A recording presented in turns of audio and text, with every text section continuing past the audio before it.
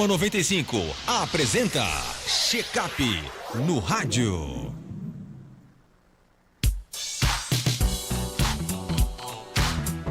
Sete horas 20 minutos do Check-up no rádio desta terça-feira. O médico geriatra Belísio Neto irá falar sobre as mais recentes novidades do Congresso Brasileiro de Geriatria, do qual participou, e também vai abordar a importância da vacinação contra a gripe para pessoas idosas. Doutor Belísio, o Congresso Brasileiro de Geriatria trouxe algum avanço significativo para o cuidado com as pessoas idosas? Bom dia. Bom dia, Marcos. Bom dia, Geraldo. Bom dia a todos os nossos ouvintes, internautas. Prazer mais uma vez estar por aqui falando sobre temas bastante interessantes da geriatria, e hoje a gente trazendo o que foi. Estivemos semana passada em Belo Horizonte no Congresso Brasileiro de Geriatria, um congresso que foi um sucesso bastante relevante. A gente conseguiu ser o segundo maior congresso do mundo, né? Que reuniu, a gente só perdeu para o Congresso Americano de Geriatria. Então a Sociedade Brasileira de Geriatria ela conseguiu colocar num congresso o maior número de pessoas, o segundo maior número de pessoas do mundo, né? A gente perde só para o americano. E nesse congresso, eu vou começar dizendo da minha satisfação como professor da UFRN, como coordenador da Liga de Geriatria, coordenador do modo de envelhecimento da UFRN, a minha satisfação de lá podermos ter levado vários trabalhos produzidos aqui, vários trabalhos científicos, né? Dentre eles a gente conseguiu que 3 dos nossos trabalhos fossem em apresentação oral, não só o post, mas que a gente pôde fazer de forma oral. De 8 trabalhos do Brasil foram aprovados, 3 foram aqui da nossa Universidade do Sertão. Os outros de São Paulo, de outros estados bem mais distantes, a gente conseguiu apresentar 3. Um foi a nossa experiência do nosso ambulatório de demências, de síndromes demenciais que a gente tem na universidade. Então a gente foi relatar a estruturação, o impacto desse ambulatório de demências para a comunidade produzido na nossa universidade. Foi um ambulatório, um local de atendimento para pessoas que têm demências. Elas são triadas para lá, e a gente há algum tempo, há alguns anos, fundamos esse ambulatório e levamos nossa experiência para relatar. Foi bastante elogiado, o pessoal que estava na mesa. Então foi uma das coisas que a gente conseguiu apresentar de forma oral. A gente também levou nossa experiência do Setembro Lilás, a Semana do Alzheimer, que a gente todo ano faz no mês de setembro. Inclusive a gente começa aqui na rádio, né, fazendo a divulgação. A Semana do Setembro Lilás foi destaque nacional, assim vamos dizer. Mostramos como a gente faz, a gente faz a divulgação no rádio. A gente tem um momento para treinar profissionais de saúde, outro momento para treinar cuidadores, outro momento para treinar estudantes e profissionais médicos. Tem um momento que a gente faz de socialização e de atividade física no final com o educador físico. Então a nossa experiência foi elogiada e foi levada, foi mostrada no Congresso Brasileiro. Era o nosso trabalho como FRN de intervenção lá na instituição de longa permanência, no abrigo Pedro Gugel, que sempre a gente está fazendo intervenções lá através da universidade, e a gente tem um projeto que periodicamente faz avaliações, faz algumas intervenções lá no abrigo Pedro Gugel. Então a nossa felicidade, além disso, foram mais 10 trabalhos, pôsteres de diversos relatos de caso, de diversas outras diversos outros trabalhos que foram levados para o Congresso. Além disso, Marcos, o Congresso ele girou um pouco em torno da tecnologia, da inteligência artificial. Foi tema de diversas palestras lá. A gente pôde ver o quão a gente evoluiu de forma tecnológica nos últimos anos. A realidade virtual tem ajudado bastante os nossos idosos, aqueles óculos de realidade virtual com atividades para trabalhar equilíbrio, pacientes que têm vertigem postural paroxística, aqueles pacientes que têm tontura, que precisam de reabilitação labiríntica. Aqueles óculos têm uma atividade, têm uma função muito importante de você reestruturar seu equilíbrio, de estimulação cognitiva, de estimulação mental. Tem programas, tem formas com que você use aquele óculos de realidade virtual.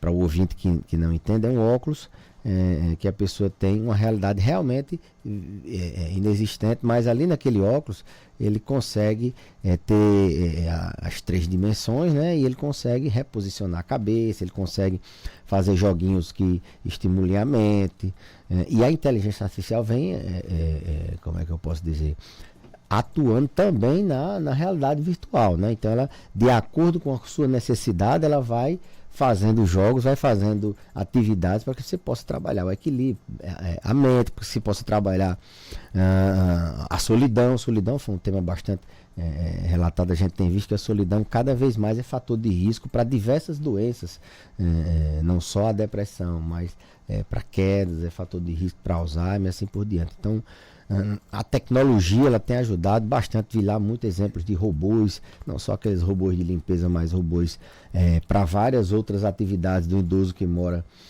na sua casa e é dependente. Às vezes o filho consegue monitorar por um robô aquele idoso. Então, tecnologias que vão auxiliar, tecnologias também na medicina de precisão. Hoje a gente vive uma nova era, a gente viveu a medicina baseada em evidências, agora bem pouco atrás, e agora a gente tem uma medicina de precisão, uma medicina onde os diagnósticos, a tecnologia avançou tanto que a gente tem diagnósticos mais precisos, né? A gente tem tratamentos mais precisos. A época dos anticorpos monoclonais está aí. Então, dentre esses diagnósticos mais precisos, a gente viu o avanço do diagnóstico da doença de Alzheimer. Hoje, a gente sabe que o diagnóstico ele envolve não só a parte clínica, né, de fazer o teste de memória, de fazer a entrevista, ver qual o tipo de função cognitiva, qual o tipo de o que é que está alterado ali, mas a gente tem também exames que dão com mais precisão o diagnóstico da doença de Alzheimer. O Dr. Caramelli, uma referência internacional, que escreveu os critérios diagnósticos, os critérios para se usar os biomarcadores, que são esses exames que a gente utiliza para dar o diagnóstico da doença de Alzheimer. Ele fez uma palestra lá e mostrou quais são os critérios. A gente não pode sair por aí fazendo exame para todo mundo que não, eu vou fazer o exame para saber se eu tenho Alzheimer. Não tem indicação. A gente faz o exame para complementar. Então ele estruturou e apresentou esses critérios para quando a gente vai usar, para que perfil. E a gente não pode deixar de lado a clínica, né? O paciente, o que ele sente. Tem pacientes assintomáticos sem nenhuma queixa de memória ou de outra a hora da cognição, não tem sentido fazer exames. O Dr. João Carlos Barbosa também apresentou, os dois participaram desse consenso da Academia Brasileira de Neurologia, desse consenso de como a gente vai lidar com esses biomarcadores, com essas novas ferramentas diagnósticas e as medicações que estão chegando. Aquelas medicações que há algum tempo a gente falou que estavam nos Estados Unidos, agora elas têm aprovação no Brasil, aqueles tratamentos para a doença de Alzheimer. Está chegando e eles mostraram que, já chegaram na verdade, o donanemab e o lecanemab.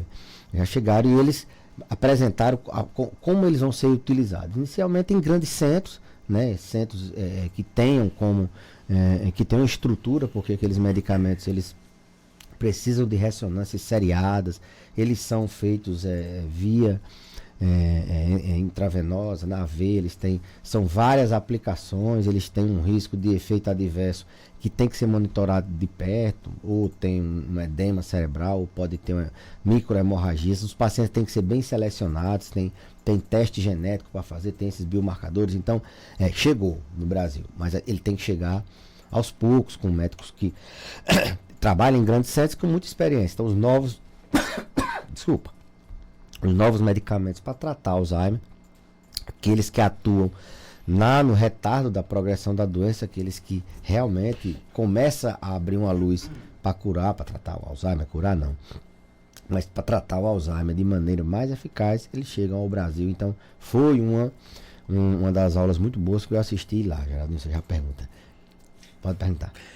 Só achei interessante aí na discussão da inteligência artificial, né, para pacientes da geriatria, né? É claro que o uso deve ser conduzido pelos médicos, né, e controlado aí pela geriatria, mas em casos menores aí como jogos, né, que vai estimular a cognição dos idosos, o desafio, talvez na sua opinião, doutor Beleza, o desafio da geriatria é como repassar essas informações para cuidadores e os próprios idosos fora do consultório médico, por exemplo?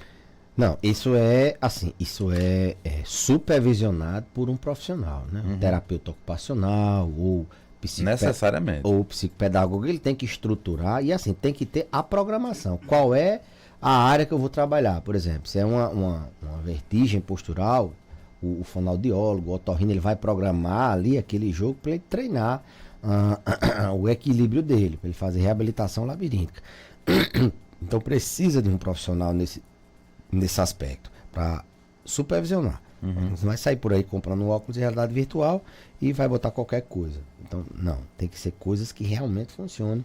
Isso e assim, ele vai adaptando, a inteligência ela vai percebendo sua necessidade, então, e ela vai ajudando nesse sentido. Então tem que ter uma supervisão, tem que ter a indicação, o método dá o diagnóstico, você tem esse comprometimento cognitivo leve, por exemplo, e você vai precisar estimular sua memória dessa forma. Então, o profissional vai lá e faz a programação para que você possa usar esses óculos de realidade virtual ou qualquer outra área da inteligência artificial. Inclusive, a inteligência artificial, ela também tem sido utilizada para diagnóstico, por exemplo, por imagem. Ela tem dado com mais precisão, com mais rapidez, diagnósticos não só por imagem, mas de outras áreas. Ela tem ajudado na prática do consultório. Eu utilizo muito a inteligência artificial no meu consultório, um chat GPT, por exemplo, estruturando. Às vezes eu quero, um paciente não entende uma consulta, uma prescrição, uma medicação, eu faço ali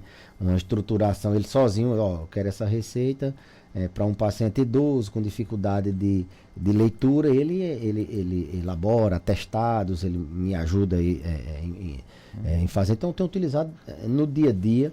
Hoje a gente tem inteligência artificial como forma de juntar dados. A gente tem, a informação está aí, mas que esses dados sejam juntados. Então a gente utiliza também, então na prática dos profissionais a inteligência artificial ela é uma realidade já. Será no futuro para telemedicina, para pessoas que precisam ser examinadas à distância, e aí tem cabines especiais para que isso possa ser utilizado. A tecnologia ela vem nesse sentido.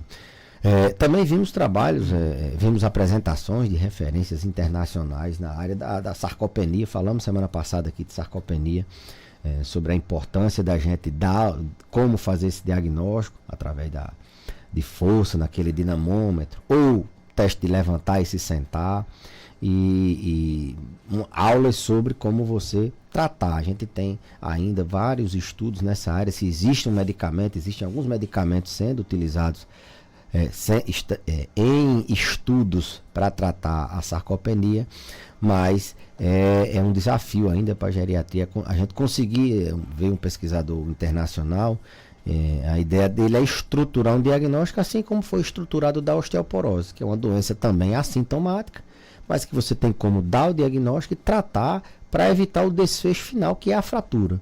Então ele quer, a sarcopenia, a doença na maioria das vezes assintomática, e quando tem sintomas, são sintomas muito inespecíficos, que a gente precisa estruturar um diagnóstico, como foi feito com a densitometria para a osteoporose, e tratar prevenindo um desfecho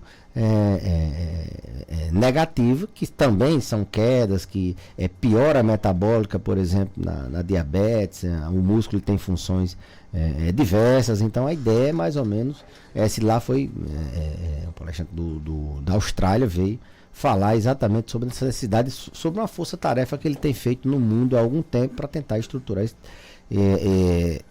esse diagnóstico e o tratamento. Na mesma aula também a gente viu o uso dos suplementos na sarcopenia, como melhorar a sua acurácia diagnóstica, né? Então foram aulas bastante proveitosas em diversos segmentos, assim, a gente A gente viu aulas, por exemplo, na manutenção da longevidade, na manutenção não, de como conseguir viver mais, né? O que é que tem de evidência, de suplemento, de estilo de vida.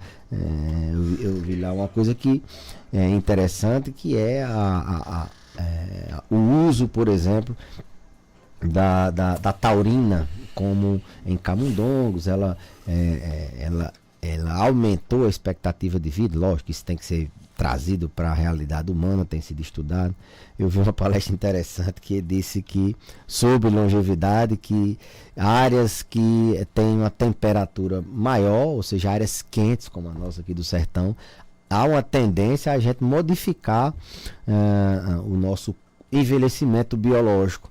A gente tem uma tendência a ter mais prejuízo na longevidade. Áreas quentes, elas aceleram processos, reações químicas dentro do nosso organismo, que tende se a gente não tiver mais cuidado, a gente envelhece mais rápido. Então, na pele a gente já sabe que áreas expostas ao sol, elas têm um envelhecimento mais rápido, mas dentro do organismo também. Então, áreas mais quentes, achei interessante essa apresentação lá, que quem mora em regiões que faz mais calor tem uma tendência a modificar sua genômica, né, o fenômeno epigenético, e acelerar um pouco o seu envelhecimento, não só da pele, mas também o envelhecimento em geral. Uma outra sobre longevidade que reforçou-se mais ainda, mais estudos de que a restrição calórica, como é que você vive mais? É se alimentando bem, fazendo atividade física, dormindo bem, controlando o estresse, controlando suas doenças crônicas. Mas na questão da alimentação, a restrição calórica é uma forma de você viver mais. Você ter uma ingestão de calorias menores, você ingerir principalmente menos produtos ultraprocessados, carboidratos. Você tem uma tendência, você tem uma longevidade teoricamente maior. Na alimentação, essa restrição, o tratamento, por exemplo, da resistência insulínica, lá ele mostrou um tratamento com metformina para aumentar longevidade, quem tem resistência. Então foram inúmeras aulas, a gente pôde trazer muito conhecimento, revisamos muitas doenças, conversamos com muitas pessoas do Brasil inteiro, como é que estava a situação lá, colegas professores de universidades, colegas que estão na assistência também no consultório. Podemos trocar essas experiências para aprender com pessoas que são referências mundiais, e assim o congresso foi de grande valia. Espero que daqui a 2 anos, que será em Salvador, a gente possa também trazer novidades. Fala agora da vacinação contra a gripe, né? Que tem sido uma pauta muito importante na geriatria. Quais são os benefícios específicos dessa vacina para os idosos? Morrer menos. Vou começar por aí. Você se vacinar, você morre menos. O risco de você morrer diminui. Por todos os fatores, não é só pela pneumonia, não. Quem se vacina para gripe tem menos efeitos, tem menos eventos cardiovasculares, infarta menos, por exemplo. Tomar a vacina da gripe simplesmente diminui sua chance de infarto. Então, se vacinar é você evitar morrer. Vacinar contra a gripe, você diminui também internações. Você também diminui pneumonia. A principal causa de morte intra-hospitalar é a pneumonia. A pneumonia é uma das principais causas de morte em geral. Então, a vacina da gripe, ela protege também o coração, ela protege também o cérebro, ela protege também o seu pulmão, não só de uma gripe, mas de uma pneumonia. Então, a gente tem a vacina do influenza, tem ela fornecida pelo serviço privado, tem ela fornecida pelo serviço público anualmente, e as pessoas acima de 60 anos devem obrigatoriamente tomar. Obrigatoriamente, que eu digo assim, tem a indicação de todas tomarem, e eu acho que a Covid nos ensinou bastante de que não é bom a gente ficar sem tomar vacinas. Lógico que aquelas pessoas que têm contraindicação a vacina, que são poucas, né? Aquelas pessoas que estão doentes, por exemplo, estão gripadas, estão com alguma doença, você ali posterga a vacina um dia. O pessoal da vacinação, responsável pela vacinação, tanto a nível de município como a nível estadual. Quero mandar um abraço até para para minha amiga Fávia, esposa esposa de Edson, nosso amigo lá do grupo, que foi quem me lembrou para eu falar sobre vacinas, já que foi aberta a campanha nacional de vacinação, e aqui a gente está reforçando a importância, essa história de que a vacina faz isso, faz aquilo. A vacina da gripe está aí há muitos anos, aí, protegendo as pessoas de internamento, de infarto, de evoluir com pneumonia. Então tem que se vacinar contra a gripe. Aqui está uma recomendação do Dr. Belísio dizendo que a vacina para a gripe tem que ser tomada. Rara é a exceção de pessoas que têm alergia ao ovo, por exemplo, a pessoas que estão doentes, e alguns critérios que são muito poucos, mas que os vacinadores sabem muito bem triar isso. E a ideia é que todo bota em dia seu cartão de vacina. É o momento que você vai tomar a vacina da influenza, é importante também que você bote em dia as outras vacinas, né? Está atrasada do tétano, ver se tem alguma de hepatite para tomar, ver se tem alguma outra vacina, por exemplo, a vacina da pneumonia. Essa o Ministério da Saúde recomenda que o médico faça a prescrição, já que tem um perfil de pacientes que precisam tomar essa vacina da pneumonia, além da gripe, tem a da pneumonia para o idoso. Essa vacina da pneumonia tem, como eu falei, tem alguns critérios, por exemplo, paciente diabético, paciente que tem doença cardiovascular crônica, doença neurológica incapacitante, como por exemplo a demência de Alzheimer, paciente que tem doenças autoimunes, pacientes renais crônicos. Esses pacientes idosos, eles já têm a indicação de tomar a vacina para a pneumonia. No serviço público é a pneumo 23, tem a 13, às vezes falta, mas o esquema ideal seria a 13 sequenciada da 23, depois de 6 meses, com 5 anos repete, faz o reforço da 23. No serviço privado a gente já tem uma vacina bem mais elaborada, bem melhor elaborada, ela é dose única, você toma em dose única e não precisa fazer reforço, e ela pega mais cepas do pneumococo. Então, vacina para gripe, vacina da pneumonia. Hoje a gente já dispõe, não no serviço público, mas no serviço privado, a vacina do zoster, que é o cobreiro, o famoso cobreiro, a vacina do vírus sincicial respiratório. Para vocês terem ideia, 30% das doenças respiratórias, elas são desencadeadas pelo vírus sincicial respiratório. Então, aquela criança vai para o colégio, traz o vírus para o vovô, às vezes por causa desse vírus. Então, se vacinar para esse vírus também é uma vacina nova também, esse ano foi lançada.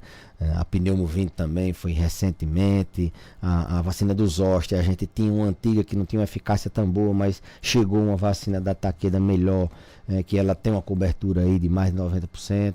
Então, inclusive esses dias saiu uma publicação relacionando a vacina do zoster, do cobreiro, com menor incidência de doenças neurodegenerativas, como por exemplo a demência de Alzheimer. Lógico, você vai estar vacinando para evitar um zoster, né? Quem já sofreu com o cobreiro sabe o quão é complicado, principalmente aquele cobreiro, aquele zoster oftálmico, que leva o risco até de se perder a visão. Então, de vacinas, reforçar essa importância aí da gripe anual, da pneumonia, quando você tiver algum critério de indicação, e se for você que tem a condição de fazer no serviço privado, colocar em dia também a do zoster e a do vírus sincicial. Para fechar, fala-se muito de comorbidades, né? Alguma orientação para idosos com comorbidades com relação à vacina contra a gripe? Não. A orientação, Marcos, aqui para assim, deixar de maneira simples. Tá doente, provavelmente você vai ter que postergar, não ter assim uma comorbidade específica que você e geralmente são doenças infecciosas. Tá com imunidade baixa, por exemplo, você está internado numa UTI, você não vai fazer uma vacina. Então, mas é um paciente que está com sintomas gripais, por exemplo, está com a diarreia, ele está passando por uma outra infecção, está passando por um tratamento de qualquer enfermidade que ele esteja com a imunidade muito baixa, ele pode postergar essa vacina, deixar para daqui a uma semana, daqui a 15 dias ou até daqui a um mês, a depender. É muito individualizado assim, mas pelo contrário, quem tem comorbidades, esse é que tem que se vacinar, porque qualquer comorbidade dessa descompensada, se você tiver uma gripe, você tende a se agravar muito mais. Então, é para essas pessoas que têm comorbidade que a vacina tem maior benefício. Doutor Belísio, obrigado pela sua participação. Algo mais a acrescentar, pode ficar à vontade. Não, só agradecer, Marcos, o espaço que a rádio nos oferece aqui e desejar uma excelente semana para todo mundo. São 7h45. Já já a gente volta com mais informações e a participação do Dr. Márcio Leonardo no quadro Direito do Consumidor. Daqui a pouco, detalhes aqui no nosso programa.